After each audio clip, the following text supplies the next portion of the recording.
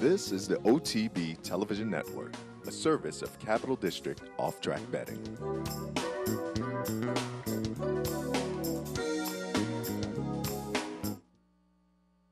Princess of Silmar ran like a champion this afternoon. And Strong Mandate is geared down for the last 16th of a mile. Oh, this is a very promising 2-year-old. Mike Smith says go with Royal Delta, and she is going indeed. We'll take charges surging, and it's a photo finish. It's too close to call.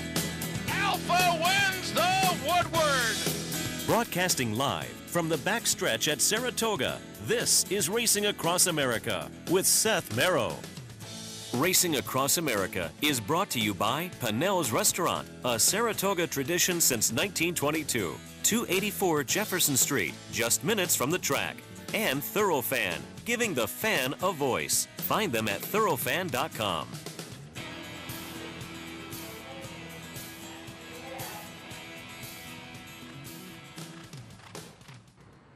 Good morning and welcome to the Saratoga Backstretch. We are live. This is Racing Across America as we kick off the final week up here at Saratoga. You know, when opening day comes, it's only a matter of time. It comes too fast. While at the same time, I said on the previous show, it seems like that whole Frankie Dettori thing was a long time ago. But there's been plenty of great racing, a great racing week ahead of us as well. The weather looks like it's going to be nice. Certainly today, the sun's shining. The sun as we were getting ready for the show, seems like the humidity has kicked up just a little bit, but it seems like a nice late August afternoon in store here. In store on the program, in a few minutes, we'll be joined by Joe Clancy of the Saratoga Special. We have a couple more days of steeplechase racing coming up. We'll talk about that with him. A little bit later on, Tom Gallo of Parting Glass Racing, talk about the success they've had up here this summer. Also be joined by John Scheinman from the New York Racing Association press office. Get some of his thoughts on the meet so far. And then a little bit later on, also from NYRA, Maggie Wolfendale will join us, the paddock commentator.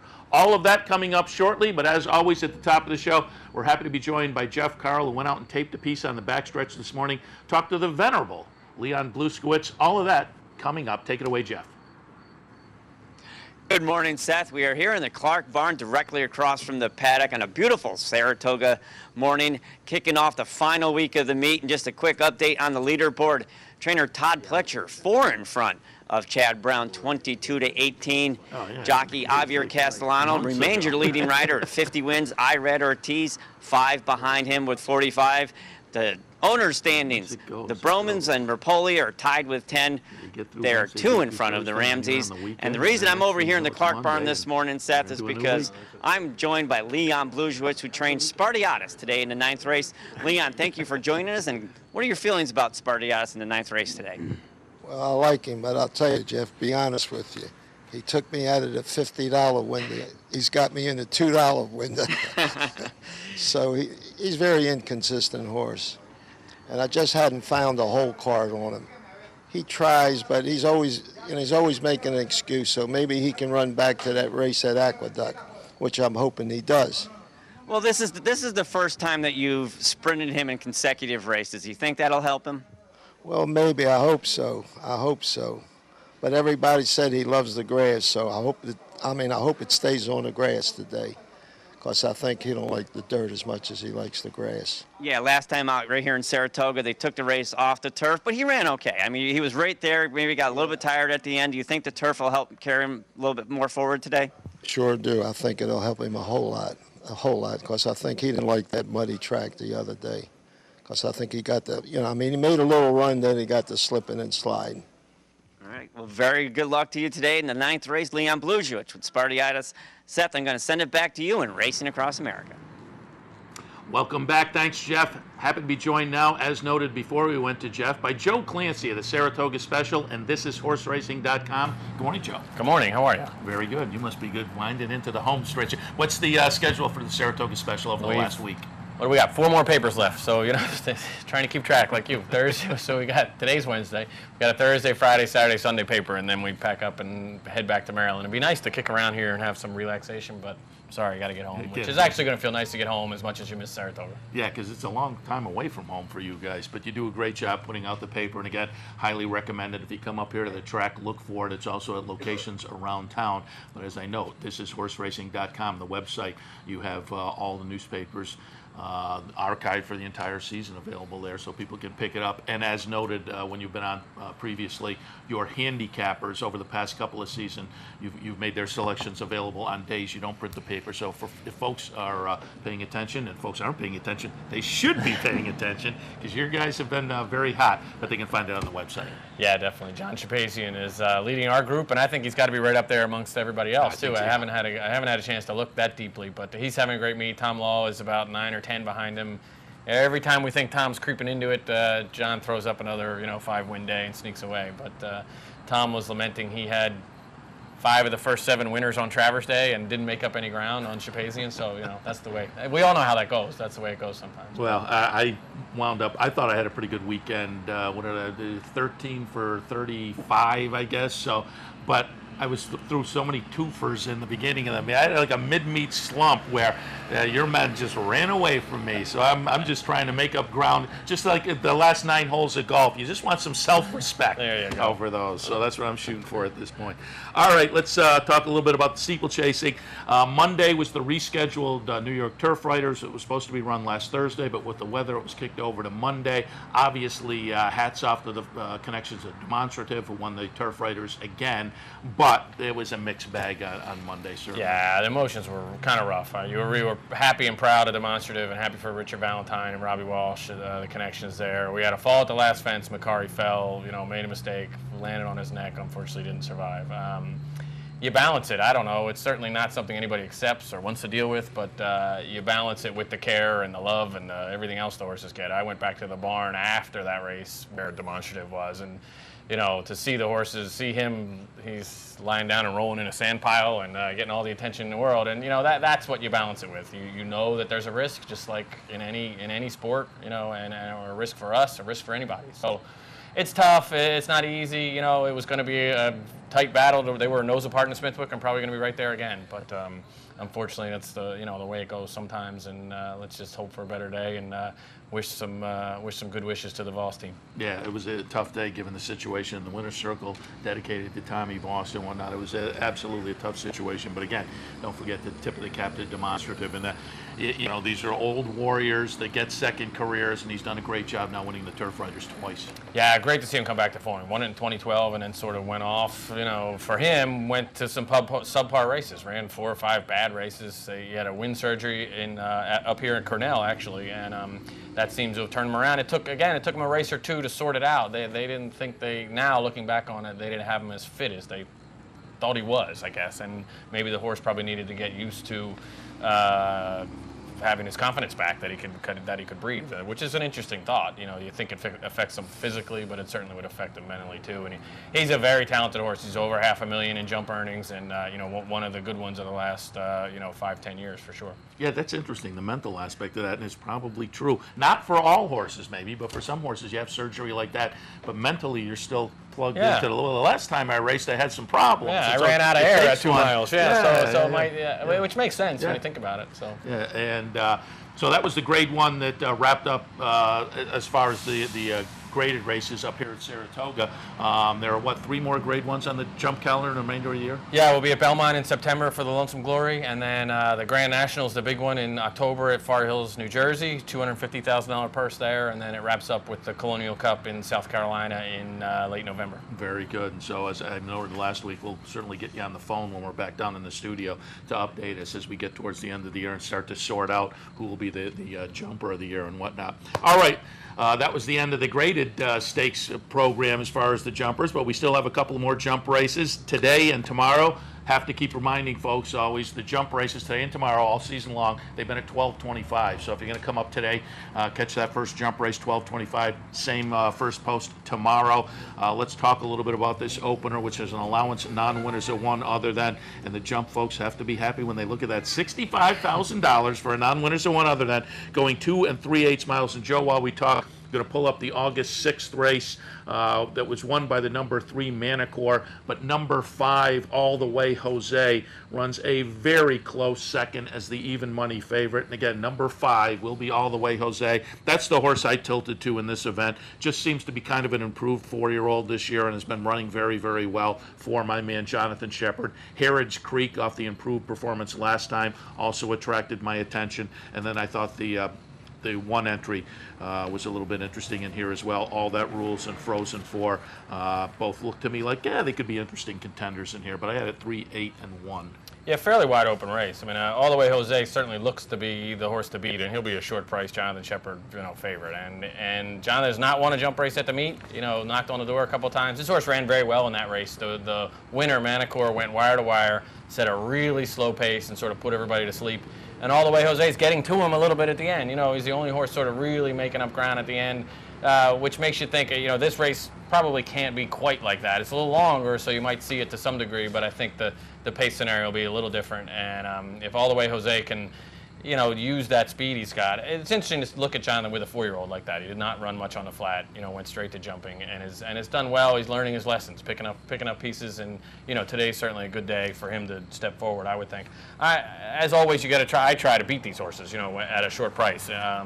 Can you? I'm not sure. I like Albany Road a little bit, coming in for Richard Valentine. Comes out of the same race. He was 3rd there. Same thing, sort of grinding away late. I think the distance will help him, the added trip. We all know how well Richard's horses are running. I also leaned a little bit toward Vitor. We'll work on our German pronunciation. Vitor, I believe. He ran a pretty dull race in there. Todd Wyatt goes to blinkers, which used to be a go-to sign when Tom Voss would do it, and Todd worked for Tom Voss, so I think you might see a little sharper performance, and I think they would like to see him up in the race a little more than he was that day. So again, All the Way Jose is the horse to beat. I think Albany Road and Vitor horses, I would say depending on the price, I wouldn't hesitate to use them on top, depending on how hard All the Way Jose is getting beat. That's interesting info on Vitor, and I'm glad you pronounced it before I did, because I definitely wouldn't have used the V instead of the W. But going back, it is a German bred, obviously, raced in Germany. But an interesting little note there on the trainer angle and the addition of the blinkers, because I think off of the last couple, I think that 10-1 will hold up. Yeah, definitely. He's had some dull races, and if he throws in another one, then you go, okay, give up, and we're not going to see it. But I think they think he's a nice horse. He was, he was capable enough on the flat. Won a nice jump race, won a maiden race. Harrods Creek, I love the horse. I think he's great. I've picked him both times he's run up here. I think he's coming back really quick, 11 days, 3rd start in 4 weeks. Just seems to be a little much to ask.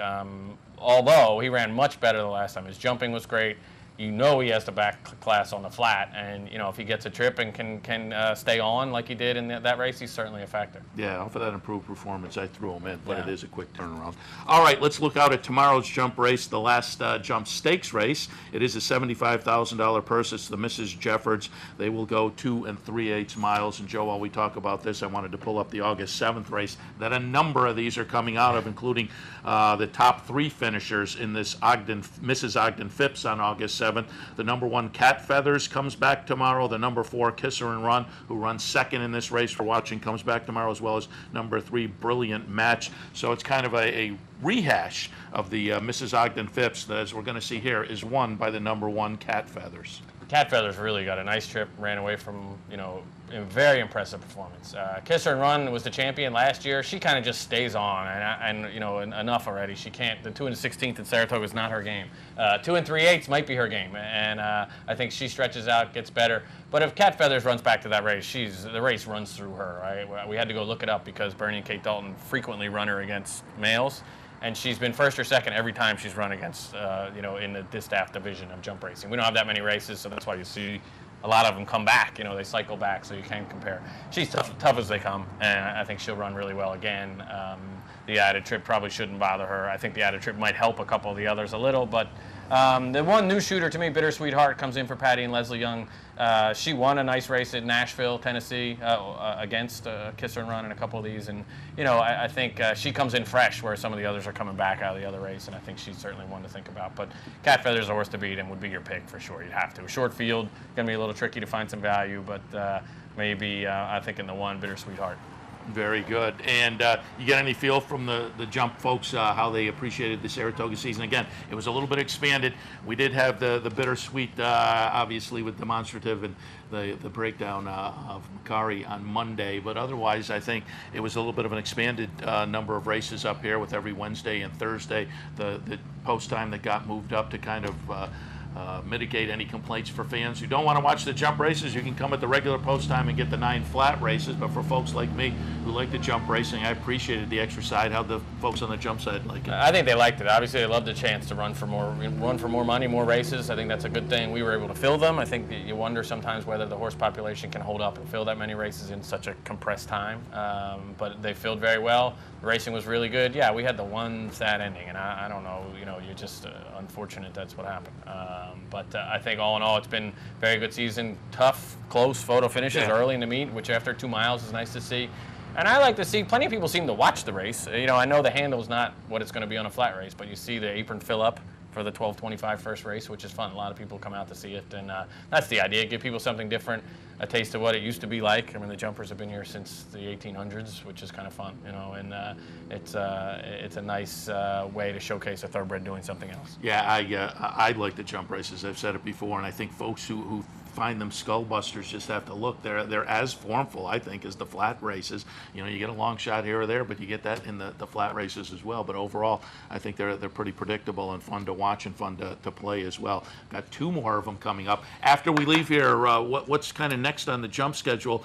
And I noted, I had Bill Gallo in about a week or so ago, and I noted for folks right up in our neck of the woods that want to get a little more. What is that? Oswego has the? Yeah, Geneseo. Yeah, you're right. I'm not sure how far that is, but it's kind of out towards Buffalo, but it's in driving distance. And Bill said he'd been there once before, and it's a pretty nice party. It's a beautiful place, and that's a big tailgate. It's like instead of a college football game, it's a horse race. So it's a beautiful part of the country. In the fall, it's in October. Genesee Valley Hunt Races, if you can look it up somewhere online, and they have timber racing, which is over the real traditional post and rail jumps. A lot different than here, but it's a great day out. So if you get a chance, it's a fun place to go see. And the big events coming up? We're at Belmont for a few in September. Then Shawan Downs down near Baltimore sort of kicks off the hunt meet season. And that's not far drive. No, not bad. It's not far from Pimlico, and then the biggest one is Far Hills Races in October, and that's New Jersey, and it's a $500,000 day. Best jump racing we have, really, and it's another one. It's a good party too. So if you can get a tailgate ticket, if somebody invites you to a tailgate at the Far Hills Races, go. And I was about to say that these are a little bit different in that some of these are non-betting events, obviously. And I've never been, but doing the Equidaily website, a lot of times the day after, I'll plug into newspaper articles or little local news stories. And boy, these look like great parties. Oh yeah, plenty of money changes hands. So there's lots of hat pulls, and if you know what you're doing, you can do okay. But it doesn't mean people don't throw their money in a hat and pick their winners and have some fun with it. So. What hat? What hat was that? All right, Joe. And before we let you go, just want to update people also. We touted the Saratoga Special. We still have a few more days of that. Come up here, pick it up, or go online. This is horseracing.com. But after the Saratoga Special and the meet, again, the website is where all the info is available. Yeah, this is horseracing.com. We'll keep up with all year. We also do some work with Mid-Atlantic Thoroughbred Magazine, glossy monthly, if you can get your hands on that. It's some longer form type stories and things like that. So get back to a little different grind. Not a daily grind, but same idea. And again, I would tell people to log on all year long. This is horseracing.com. Joe, we've enjoyed having you and Sean here throughout the meet on Wednesday mornings, giving us a little insight into the jumpers and beyond. Thanks for the visit, and good luck on the remainder 4 issues of the Saratoga Special. Thanks. All right, Joe Clancy. We'll head to our next break. When we come back, it's going to be Tom Gallo of Parting Glass Racing and much more. Stay tuned. Face it. Most horse racing websites are just too much clutter, too much to navigate through. Next time, log on to capitalotb.com. Our newly designed website is easier than ever to use, with all the information the professional horse player needs. capitalotb.com. I got it. Watch me. I got it. Hey! I got something that makes me want to shout. I got something that tells me what it's all about. I got a move that tells me what to do. If you don't, brothers and sisters, then you won't know what it's all about. I'm Brian Nadeau of HorsePlayerNow.com. Did you know that each Monday during the Saratoga Racing Meet, all Capital Bets account holders can earn an additional 1% in their player rewards program and wagering on Saratoga races? For more information, log on to CapitalOTB.com. Missed one of our TV shows? No worries. Now you can catch all your favorite programs online. Simply log on to CapitalOTB.com and click on the YouTube link at the bottom of the homepage. And look for our new podcast coming soon. CapitalOTB.com. Log on today. Using CapitalOTBBet.com is as easy as 1, 2, 3. 1. Simply log on with your username and password from the homepage. 2. Fund your Capital OTB account through our Easy Money, Green Dot, or Visa MasterCard options. And 3. Place your bet on one of our 3 easy-to-navigate wagering platforms, Capital Bet TV, Capital Bet Express, or Capital Bet Pro. CapitalOTBBet.com. Log on today. I'm Jeff Carl. Join me Saturdays and Sundays at 9 for the Handicappers Report. We'll handicap the top tracks across the country and help you prepare for the weekend in racing. That's the Handicappers Report, weekends at 9, only here on the OTB TV network. This is Racing Across America with Seth Merrow.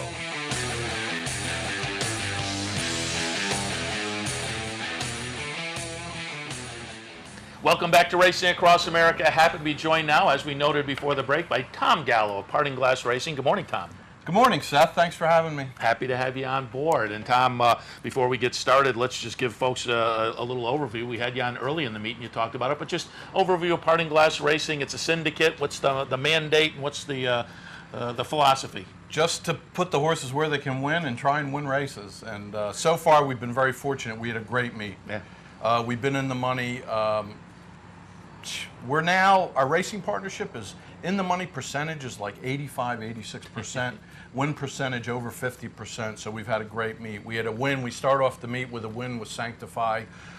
We've had 2 seconds, 3/3, or maybe 3 seconds and 3/3, and off the board once, and it's just been great. It's been fantastic. You talked about Sanctify. Let's hit on that. He won early in the meet, and we were talked to you, as I said, early in the meet and talked about Sanctify. Since then, he's come back and had a second start up here, and we're going to watch the stretch run of that. Sanctify is going to be the number 6 horse, running second to Captain Gauguin, but still, the first and a second up at Saratoga, no shame there. So Sanctify, as I said, the number 6 here, running a very nice second. Well, not only that, but you know, follow-up. He's moving up in condition. So he went from winning the A other than, he's up in a 2 other than now. So, you know, when you move up in condition, if your horse is right there, it means he's sort of graduated to that condition.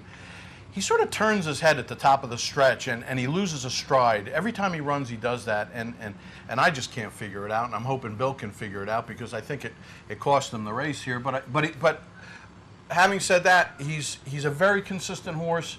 He's always right there. He's never been out of the money. 7 starts, 2 wins, 3 seconds, 2/3. So he's never been out of the money, and you can't ask for more than that. He's moving up the ladder, and I think he's going to develop into a really nice horse. Yeah, you make a great point. His win here early in the meet was in the N1X. This was an N2X, and I often say sometimes it'll take a horse a start or two just to get the education at the next level. But that was a pretty good performance for the move up the ladder. That's exactly right. Yeah. And there were a lot of older horses in there, 4, 5, 6-year-olds. He was the only 3-year-old in the field.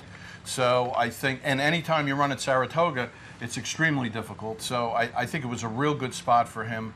And we're going to give him a good 4 weeks off. He's up here now, actually. We're going to give him I think Bill wants to give him 4 weeks off and then see what comes up at Belmont. But he's moving forward in a real nice way. He's a real classy horse, and we're real happy to have him.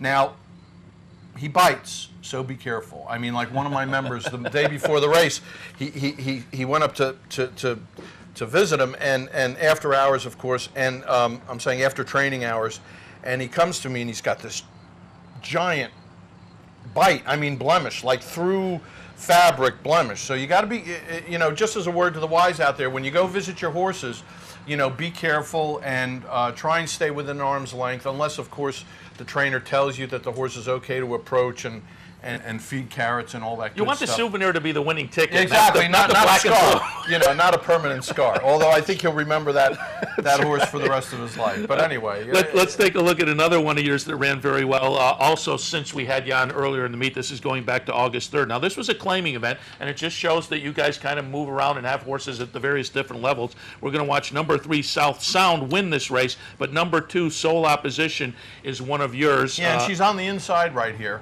And she got checked, she got blocked a number of times in this race, more than once.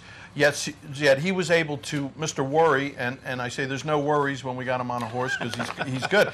But he got her to the inside, took the inside route, and was able to get second. I don't think you were going to catch the winner. No, exactly. You know, but to get second and clear and of the move third her up. place horse. And this was a big race for her because she's had some foot issues, and we finally got her right. Unfortunately, again, she got checked and she had some traffic problems. But when it was time to run, she ran and she was coming forward really nicely. So that's always good to see. And I think, again, down at Belmont, I think working off of this race and coming off of this race, probably same spot, you know, she'll win. And again, nice meet for you. 6 days left. Any more bullets in the holster? We've got one more. We got Kid Blast on Friday, second race. This poor horse has probably had, I mean, if there was an AAE convention and they needed to illustrate a horse that's probably had every issue in the book, you know, he's had him, but I think we finally got him straightened out. He's still got a bit of a breathing thing, but I think, you know, he's been very consistent this year, never out of the money, so I think, you know, we got a good shot. We didn't want to run him short. We'd rather run him a little longer, but I think he'll be right there again. And like I said, I think, you know, we say this in our e-newsletter. If you've been betting on Parting Glass Racing horses, you know, you've been making money because they've been 1, 2, or 3, whether you've been betting them across the board or in your exotics. If you see a Parting Glass Racing horse, put them in your exotics because you know, we're very good about getting them, you know, either 1, 2, or 3, and we've been real lucky with that, and very fortunate to have a bunch of great trainers who have some really great staff. And yeah, you talked with Sanctified Belmont, Bruce Levine was Sole right, Opposition. and then Tom Bush. Oh, by the way, we have a real nice horse now. Just so we told the future a little bit, right? So VE Day won the Travers. Yeah. So we have an English Channel 2-year-old out of a Deputy Minister line mare out of Ambidextrous, who was a filly we ran by Deputy Commander, stake horse of about 171,000, ran good up here. So we're sitting on a nice 2-year-old by English Channel who's pretty much the same breeding as VE Day, so we're real excited about that. And it was real exciting to see VE Day, you know, come across the wire. I was so happy for Mr. Jerkins to go 1-2. But it was really exciting. He's chestnut, just like our horse, just like English Channel. So that's exciting. Did I bet him? No. But you know, we got a nice horse in the barn. We've got some real nice young horses in the pipeline. So, you know, if anybody's interested, you know, give us a shout or call and talk a little bit about that. First, tell us when your next meeting is down at the Parting Glass, because that's a great way for people to get introduced. But if they want to learn more and maybe become part of the Parting Glass Racing Syndicate, how do they do it? Absolutely. Well, speaking of the next meeting is going to be in September. It's actually going to be on the backstretch in the morning, where I take people around, see the horses, and do a little confirmation clinic. And then we go to the gate that's at the Oklahoma track, and Bob Duncan, the NYRA horse whisperer, he will give a nice little gate clinic about how he gets young horses ready for the gate and problem horses, and how he gets horses into the gate and things like that. So it's very informative. And then we meet down at the pub for authentic Irish breakfast after we're done in the morning. It's usually a Saturday morning. It's a real nice morning. It's a real nice Saturday morning, especially, you know, if you want to learn a little bit more about horses, horsemanship, conformation, and then training and gate work. That's a lot of fun. We usually do that probably mid-September while the weather's still good. I'm actually going to do something a little different this year. We did it last year a little bit, whereby if you have your own group, and let's say you have a bunch of poker buddies, a golf foursome, a couple of guys that always get together for golf, and you want to actually purchase your own horse and actually create your own racing stable, I do that for a number of clients. I manage 5 racing stables besides Parting Glass Racing.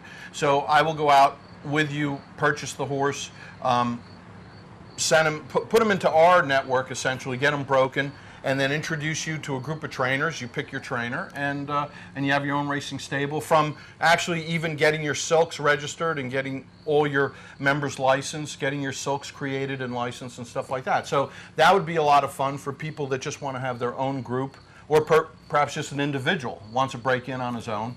So we've been very successful in managing those. So it's a lot of fun. So we have, but then there's parting glass racing, where if you just want to buy a small piece of maybe multiple horses, or a small piece of one horse, because that's what your wife says you can afford to lose, or that's what your budget says. You know, we have that too.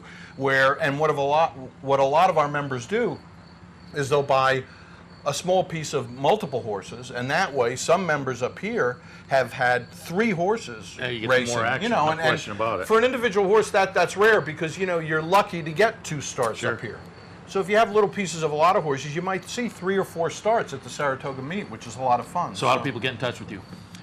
Through the website, partingglassracing.com, 877-722-3946, and my personal cell is 518-526-3946 also. And we'd be happy to speak to you. And just because you talk to me doesn't mean, I'm going to make you write out a check or take your credit card number.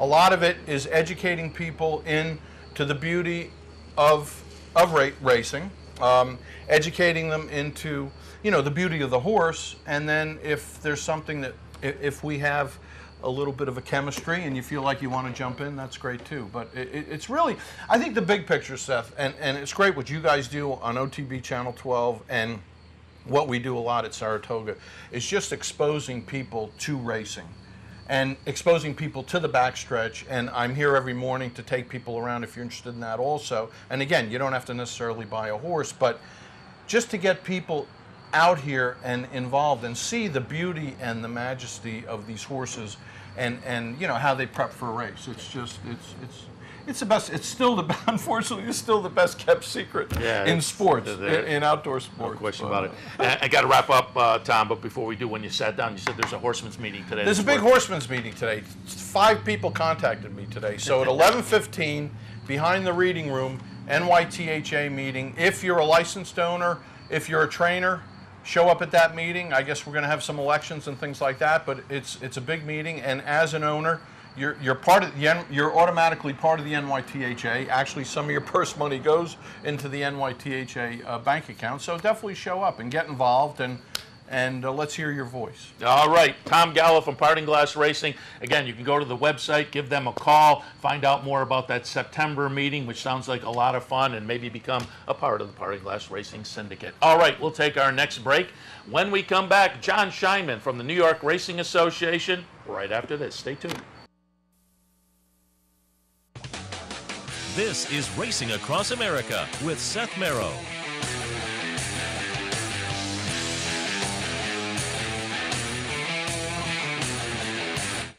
The future of online betting is here, and only at the all-new CapitalOTBBet.com.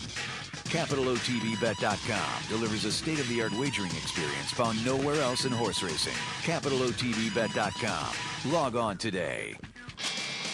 Summer at Saratoga, and there's no better place to watch all the racing action than right here on OTB TV. Each morning, the Handicappers Report brings you selections and analysis from our professional handicappers. Then stick around as the biggest names in racing join us live from the backstretch. The top trainers, jockeys, and racing personalities all share their unique insights and observations. For more than 20 years, there's been just one place to turn for unparalleled coverage of the Saratoga Racing Meet, Capital OTB and OTB TV. Fascinated by the world of horse racing? Interested in honing your handicapping skills? Class is in session. Night school, Monday nights. Easy to access online. It's free, interactive, and informative for the casual and serious race fan. Horse Player Now Buzz. Live horses to watch emailed to you daily. Our eyes, your prize. Night school in the buzz. Visit horseplayernow.com for details. Funding your Capital OTB bet account is as easy as 1, 2, 3. 1. Easy Money. Clearly the fastest and easiest method of depositing funds into your account. Make deposits or withdrawals in just minutes. 2.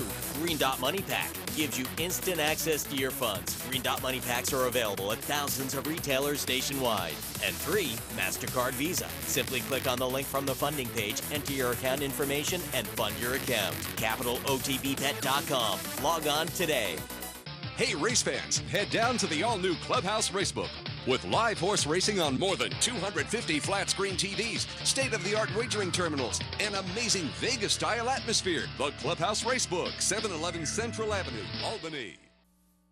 Welcome back to Racing Across America on this Wednesday morning. As noted before the break, we're happy to be joined now by John Scheinman, New York Racing Association Press Office. Good morning, John. Good morning. Happy to have you on board. We're It's going to talk a always little great to be here. three-year-olds, a little from the past weekend. Looking forward to a little bit of this weekend. Before we do that, just want to mention that I checked out a little bio information, as I do for most of the guests on the show, and found out that you were covering boxing when you started out. Are you a throwback from like 50 years ago? I know. Boxing and horse racing. And 5'3" as well. I mean, I fit the 19, and hats now too. So I fit a cigar. No, I don't want to go that far, but I think I would have been a health food guy in the 40s, which would mean just a lot of fried food. You know, that's probably what it would have been. You know, I wouldn't have smoked tobacco. But yeah, I started off in boxing. I got a job with my first job in journalism was with, I don't know if, people should know, Bert Sugar. Oh, sure. So, I mean, the guy was, I beat down his door. Most people have, most kids have pictures and posters of athletes on their bedroom wall. I had a picture of Bert Sugar with a cigar in his mouth. I mean, he was my hero. And the hat. And the hat, exactly. So I called to transfer my subscription one day from Washington, D.C., where I went to American University. Turns out Bert went there as well, back to New York, because I grew up on Long Island. He picked up the phone, and I asked for the mailroom. He goes, "You better let me handle it. They don't know what they're doing back there." And I looked at the picture on my wall, and then I said, "Bert, I want to work for you." And I just bothered him until I got hired. And I covered boxing. That's how I got started. Very good. And then how did you make the transition over to horse racing? It's a great story, but I don't think we can tell it here. It's so lucky. I mean, I was sort of, when I was at American U, I would go out to Laurel and Pimlico, and in the 80s, it was a great heyday there. It was so exciting. There were so many different kinds of people, and I just fell in love with it. Well, after losing enough money, I said, well, I better not just love it, I better learn about it. So I began to read, Andy Byers' books, well before I knew him, and I just began to read about the history, and I saw there was more and more and more to this sport, and I began to learn it really well. I tendered my resignation because I didn't like my new job my new boss at an old job that I was working covering electronic banking and the rise of internet business-to-business electronic commerce. A friend of mine who worked on the copy desk at the Washington Post said, "John, the horse racing job's open here. Why don't you come down to interview?" Without ever having covered horse racing, maybe little minor stories in a community daily newspaper, I wound up as the writer of the Washington Post. Working with Andy Byer, of course. Yeah. Right. And before we get into some of the actual racing to talk about that, I'd like to stick on this subject for just a minute, because you're a guy, you did cover racing for the Washington Post, one of the best-known papers in the country. Now you're kind of bouncing around covering racing here for NYRA, big events, Saratoga Meet and whatnot, and you're covering it for other publications as well. But I'd love to get your perspective on the past 10 years or so, maybe going back even a little farther, mainstream media and racing coverage, and how the mainstream media is kind of turning away from horse racing. It's very complicated working in a press office to understand who exactly is even covering racing anymore, and at what level and what their legitimacy is, and because it's so complex. There's been a sea change in how racing is covered, and I feel like I'm not positive on this, but my sense is that focus groups that get together with leaders at newspapers are telling them, well, you need to chop horse racing. That's the first thing that probably goes. That's not an audience that you're going to have in the future, because people don't think horse racing has a future. They're absolutely wrong, but I think that's what those people say. So, I mean, you've seen a rise of all these blogs and it almost sounds derogatory when I say it that way, but it's not at all. It's just a different way of approaching things. And it's very hard because they're not making a lot of money. But like websites like Horse Racing Nation and Thoroughbred Racing Commentary and all these new sites are coming along. This is where, along with the Blood Horse and DRF, this is where the new action is. And you have to understand the shift. But, when you see the New York Post pull away, and then you see Jerry Bossert let go by the Daily News. I mean, he's doing part-time here, but it's like, well, who's covering racing in New York now. And I think that what we do in the press office is the importance of it. I feel like we've had this conversation last year, but it's still completely valid. The importance of what the press office at NYRA does is extremely important because we are now presenting the news. If you want to find out what's going on the track, this team is where you go to get the information. And a lot of stuff, and nothing against the sites that pick it up, a lot of stuff that you read on the other major sites are virtually word for what we're putting out because their resources are thin too, because that's what's going on in media. There's not enough advertising dollars to support the enterprises. So they focus on what's really important to cover, and then filling out, let's say, all recaps and previews of races, they just pick up what the NYRA press office does. Yeah, there is a shift, no doubt about it. I've said, I think racing has to push back a little bit because you can't lose those newspapers. But that said, there's a shift all over in the newspaper industry. To me, it's got to go someplace because, my local burg has a little newspaper that's shrunk and shrunk and shrunk. And where do you go if you want to find out what the local school board is doing or the local common council or if a new restaurant opens up? So I think everything will change. And I think horse racing is just trying to find its spot in that. And I think it will. And part of it is as you say, the racetracks themselves are kind of pushing out a lot of this. But the racetracks now have a responsibility to not only find out who their fans are and cultivate new fans, but in my opinion, they need to cultivate new media and understand how it works. Yeah, great point. All right, let's shift over and talk about some of the racing over the past few days and also going forward. And for the New York Racing Association press office, you covered the ballerina this past weekend, and so I wanted to get your thoughts on that. We'll watch the stretch run. Number 1, Artemis Agritera wins, 3-year-old against older. My Miss Aurelia will run second, the number 4 horse. And for me, John, this was one of the most impressive performances of the weekend. Well, Artemis Agritera had a disaster in the Acorn. And this was a horse that looked very promising in its debut last year. Yeah. Won the Frizette handily, and this Acorn comes up, and the horse does not perform at all. So you know this is a good animal, but what's going on here? And I know trainer Michael Hushin had the same questions himself. He told us he backed off the training on this horse. Stop putting regular, speed works in every 6 days. Let's lighten up on the training. For a confidence builder, he ran it in an optional claimer against State Bred, demolishes them by 10.5 length. And so what does Hushin do? Who I always, in my mind, I visualize him as a conservative trainer. He goes against older in the grade 1 ballerina off a State Bred optional claimer, gets the rail with a speed freak like La Verdad in the field, and you're thinking, boy, this horse is really maybe going to be up against it.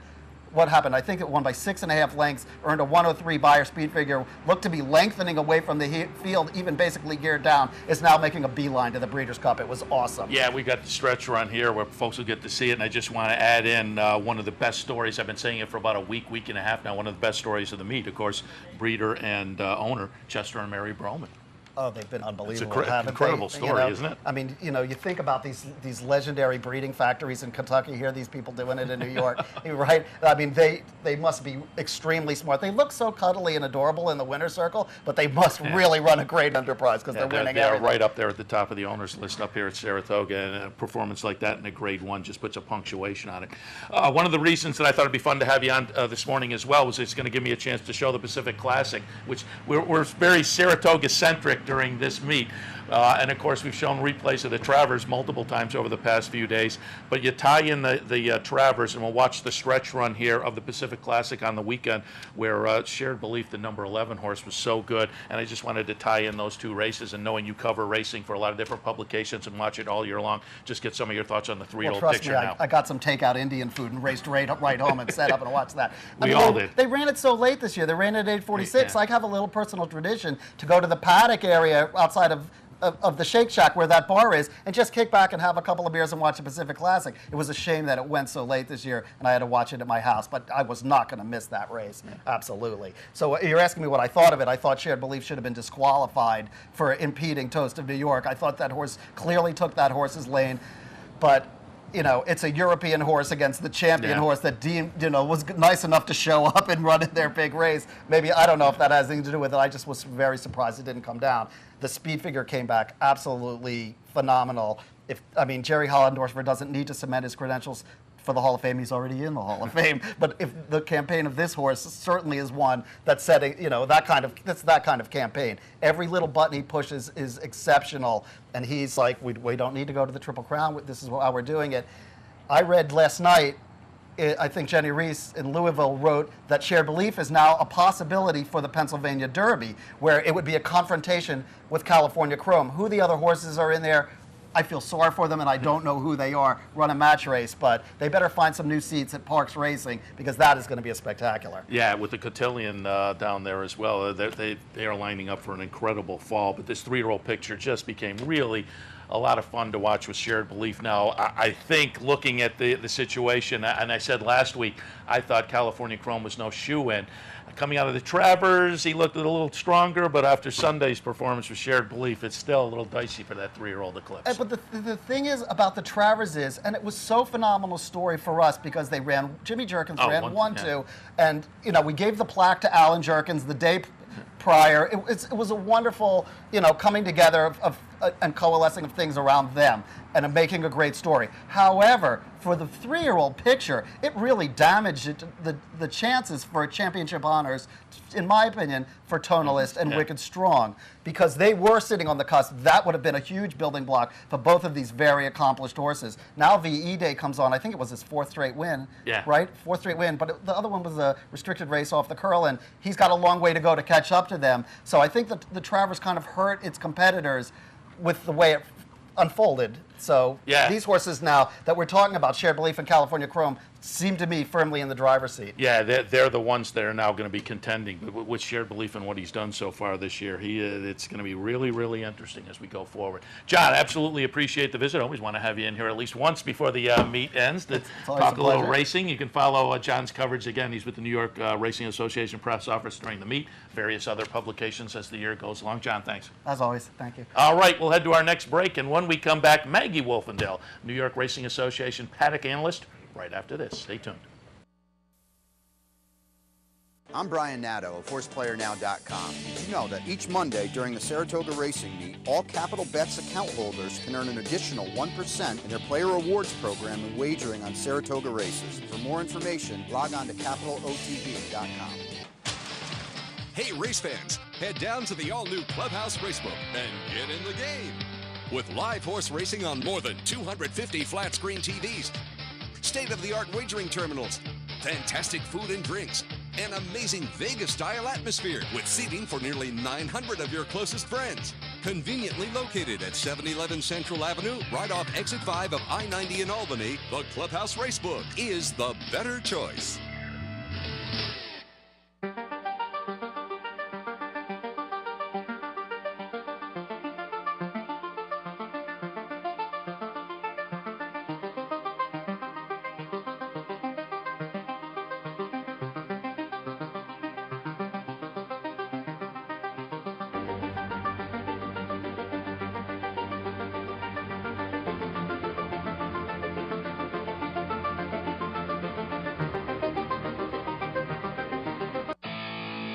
The Capital OTB Handicapping Challenge Series is back. That's right. The 2014 Capital OTB Handicapping Challenge Series is back, and it's your chance to win thousands in cash and prizes, and a seat at the 2015 Handicapping Championship in Las Vegas. This month's contest is the Labor Day Workout on September 6th. So sign up today, online at CapitalOTB.com, or stop in at the Clubhouse Racebook. I'm Jeff Carl. Join me weekdays right here on OTB TV. I'll be reporting from the Saratoga backstretch, and you can catch me later on 10 ABC. I'll give you some spot picks for the next day's racing card. This is Racing Across America with Seth Merrow.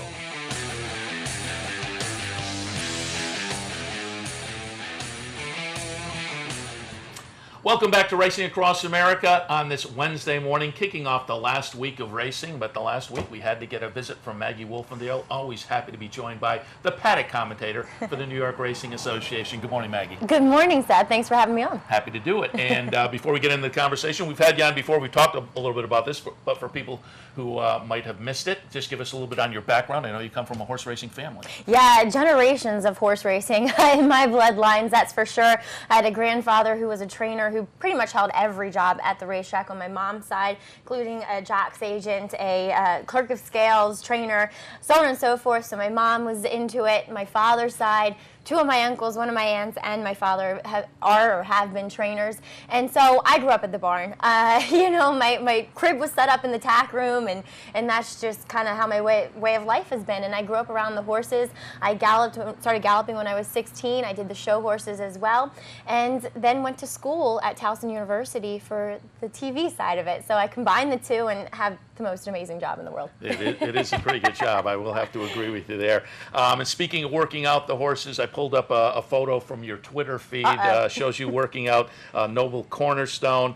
So we'll look at that, and then when the guys want to run it, just a few days after this photo was taken, Noble Cornerstone wins on July 25th, and we'll watch that July 25th race for Noble Cornerstone. Subsequently came back in your fiance Tom Morley's next start for this colt in the King's Bishop, his first try at a Grade 1. Maybe a little overmatched there, but off of this performance, I have no argument taking a shot. But let's go back. We saw you working the horse out, and maybe not specifically this horse or specifically working with Tom, but just generally. The job of an exercise rider, is it just to go out and follow the instructions, or is the job also to give some feedback in the morning? I think it depends on the trainer and what the trainer wants. I'm lucky enough, you know, I worked for my father for 8 years, and then I worked for Leah Giramati and Tom, and they're people who want to have your feedback, who want to know how the horse is doing, and I don't think I could work for somebody that didn't want to have my opinion, because let's face it, I have one.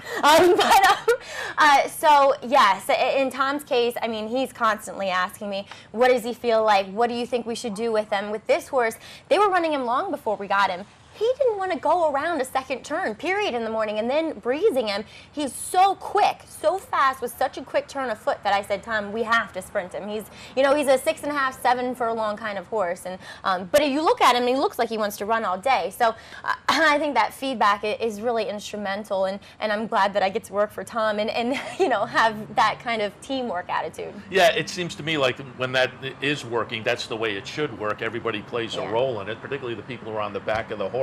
So you would think trainers would certainly tap into that. Want to get a little insight into your afternoon job, and I pulled up another tweet that you sent out. This is going back to, what's the date here? August 24th, just a few days ago. Verisimilitude and Southern Sunshine should like these conditions. Firster, Graceful Gal caught my eye. That's the tweet you sent out. We're now going to show the race, and you called the exacto of Verisimilitude and Southern Sunshine. They run 1-2 as the 5 and 11. But the first time starter that you liked, it's number 6, Graceful Gal, runs fourth in here at 16-1, which is you know, the third or fourth choice, longest choice on the board. So she outran her odds. You saw something there from the first time starter. Give me a little insight into, you're in the paddock, you're looking at first time starters. Where are you getting some tips with the first-timers? Well, obviously, we go through and you look at the pedigree. That's your first kind of clue into what you may be looking for when you see them in the flesh. And a lot of times you want the horse to kind of look like what their pedigree suggests. A lot of times, you know, certain sires will stamp their horses and they look exactly like what they should do. And like Henny Hughes, for instance, his horses all look the same. They all want to sprint, and that's it. So with this horse, for instance, also it caught my eye that Johnny Velasquez was riding for his father-in-law, Leo O'Brien, in here. And the horse, she just had great size to her and just really well prepared, very professional acting, was well intended for this spot going long on the turf, I thought. And, I mean, she made a run. She was a bit green, but she still made a run at the end. I was surprised she got fourth. Looking at the race live, I was like, she ended up 6th, I think, you know. No, that was a good call on a first-time starter. Again, kind of outran her odds in there, so it was interesting. And I said this when we had you on before, I'm sure the physicality completely escapes me. I watch races and I still don't even get switching leads. That's all. So to watch you in the paddock and make comments like that, I take a lot away from some of those situations where there are horses who maybe are showing a little bit positively or negatively. I had Kaiten Bradar on with me 2 or 3 weeks ago, and we were talking just about this. And I'll see if you agree with. She said, and she gave some pointers to watch for if you're a novice. But she also said, first off, just kind of trust your instincts, even if you don't know about horses. If you're looking and it's like, that horse looks good or that horse looks bad, just kind of trust yourself. She is so spot on with that comment, and that is something that I have actually gotten better at. I always was going back and second guessing myself, and I think that's a big tip with betting in general. I mean, if you look at the paper and you like a horse, go with your first instinct. And so many times I've talked myself out of a big price horse because, you know, the low profile connections, no pedigree for, you know, the turf, whatever, but looks like a turf horse. And so now I've just gone with my instincts and it's paid off, and Kaiten is so spot on with that. And I think every, you know, handicapper, whether you're beginning or you're expert, you have to trust your instincts. And I'm not sure whether it was Kaiten or not. I think it was her, but I'm not sure. Somebody over the past few weeks has told me, watch the ears. Yeah, for an attitude, you know, with the horses, yes.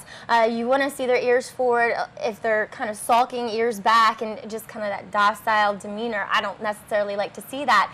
And it was funny because this weekend on Sunday, we had the New York Showcase Day, and Lubash, he had gotten water in his ear when they were spraying him off when he came into the paddock.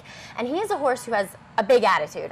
You know, if things aren't to his liking, he shows it, and he usually doesn't run as well. But I'd seen them get the water in his ear, and his ears were flat back, and he was so angry just because of that. But I was like, no, he's still going to run well. It's just because, you know, so you got to kind of watch the whole process of what these horses are going through, too. So you got to be alert and keen to that. That's a great point. And I'll ask you one more question about this, just on a personal level. I was standing out the path out to the racetrack 2 or 3 days ago between the paddock and the racetrack, and they were going out for the post parade. And there was a horse in the bunch who just continued to kind of blow his nose, for lack of a better term. And I thought, that doesn't seem good. No. I've heard ones coughing in the paddock, too. Yeah, I'd stay away from this as well. It continued. It wasn't like a one-time thing. And I thought, well, that can't be good. No. So I kind of drew a line through that one. All right, let's get some thoughts on today's racing. You have some thoughts on the feature race today, the P.G. Johnson $100,000 purse for the 2-year-old fillies going 1 mile and a 16th. And I said, I was on the handicapping show earlier, I thought this was a really tough race. I could make a number of cases for horses. I wound up going with Flying Tipat, the maiden on the breeding, a full sibling to Tappett's Fly, and I thought there was maybe a little bit of breeding punch there. The first race looked like the kind to build off of, and so I went in that direction, but I'll be interested to see what you think, because again, I think it's really intriguing. I mean, this is a race where it feels like every horse could go off at like 4 to 1. I mean, they're all so evenly matched, and obviously they're 2-year-olds, so you don't have that much form to go on. I completely agree with you. I loved Flying Tipat.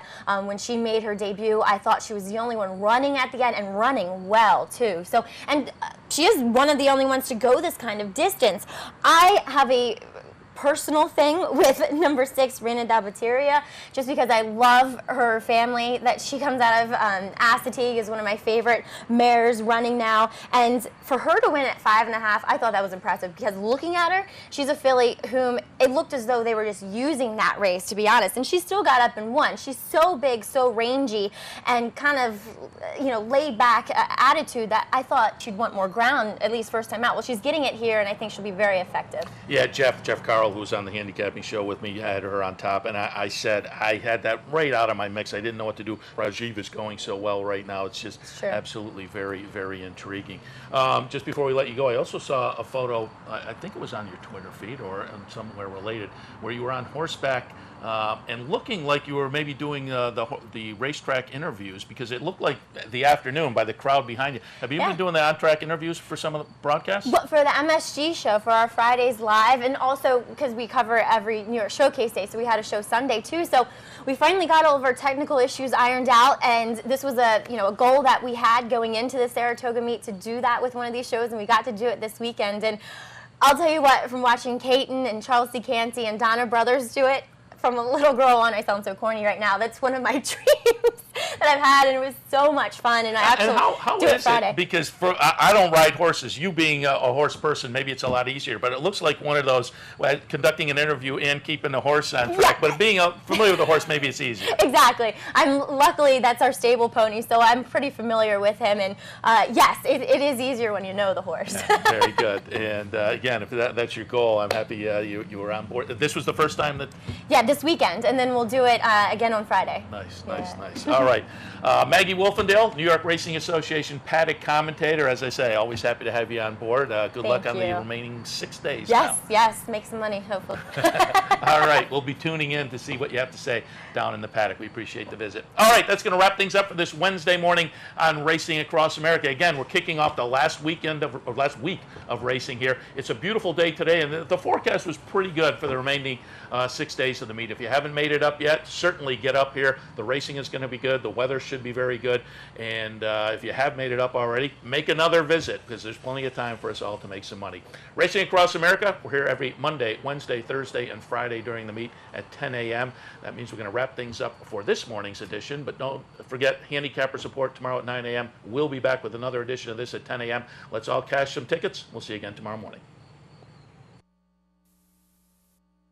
Racing Across America is brought to you by Pinnell's Restaurant, a Saratoga tradition since 1922. 284 Jefferson Street, just minutes from the track. And Thoroughfan, giving the fan a voice. Find them at thoroughfan.com.